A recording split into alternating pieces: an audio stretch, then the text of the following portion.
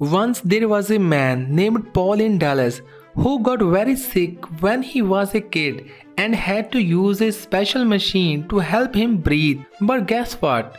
He did not let that stop him. He learned to breathe on his own, went to school, became a lawyer, and even wrote a book about his life. People everywhere loved hearing his story on social media, and he made lots of friends. Paul's positive attitude inspired people all over the world to be brave and never give up. This is interesting. Let's explore his life in this video. So please watch this video till the end. Alexander, who was 78 years old, died on 18 March 2024 at Dallas Hospital.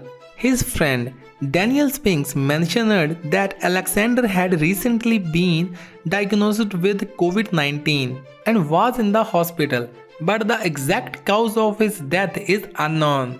When Alexander was just 6 years old in 1952, he got polio, which made him unable to move from his neck down. To help him breathe, he needed to use a special machine called an iron lung. This machine looked like a big tube that covered his body, and it helped push air in and out of his lungs. Despite facing these challenges, Alexander found a way to connect with many people by sharing his life on TikTok, where he gained millions of views. His story reminds us that even in difficult times, we can still inspire others.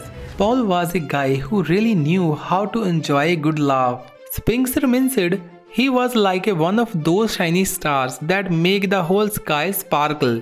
In one of his videos on TikTok, which he called Conversation with Paul, Alexander shared his secrets to staying upbeat. You know, being positive is just the way I live, he would say, with his head cozily resting on a soft pillow, and in the background you could hear the gentle whirring of his iron lung.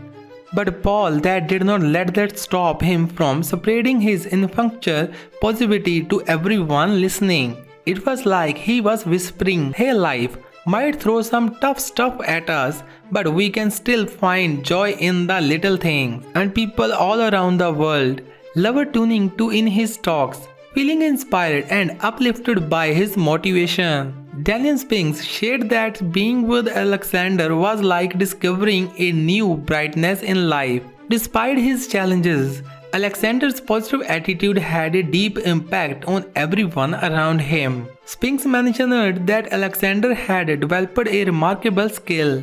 He learned to inhale air deeply into his lungs, allowing him to spend some time outside of the iron lung each day. Using a stick held in his mouth, Alexander could operate a computer and even make phone calls, showing incredible determination and adaptability. Even in the face of adversity, Alexander found ways to connect and share his light with the world, leaving a lasting impression on those who knew him. His friend Spinks said, as Paul got older, he found it harder to breathe without the iron lung, so he mostly stayed in it. And do you know, Paul wrote a book about his life called 3 Minutes for a Dog, My Life in an Iron Lung, which came out in 2020. The title came from a promise his nurse made when he was a kid. She said if he could breathe on his own for 3 minutes, he would get a puppy. His friend said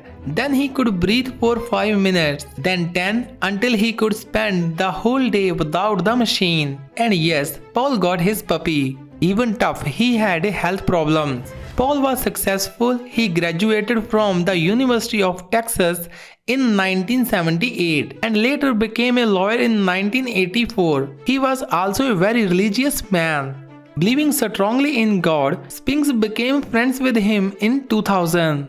Daniel Spinks used to drive Alexander to the courthouse, then push him to his court hearings in a wheelchair. Alexander could be out of his iron lung for about 4 to 6 hours during this time, but he needed it when he was out home or in his office. Even tough, Spinks only worked for Alexander for a year. They stayed friends. Spinks helped fix and look after Alexander's iron lungs. Paul always thought that polio, the demon that tried to destroy him, was going to come back. 2000, the World Health Organization had declared all of the Americans and the Western Pacific region polio-free. India, which had seen 200,000 cases of polio a year through the 1990s, was declared polio-free in 2014. After a series of aggressive vaccination campaigns, the virus is now only endemic to 3 countries in the world: Afghanistan, Nigeria and Pakistan, and cases of polio number in the dozens. But Paul was right that most people have largely forgotten about the fear of polio.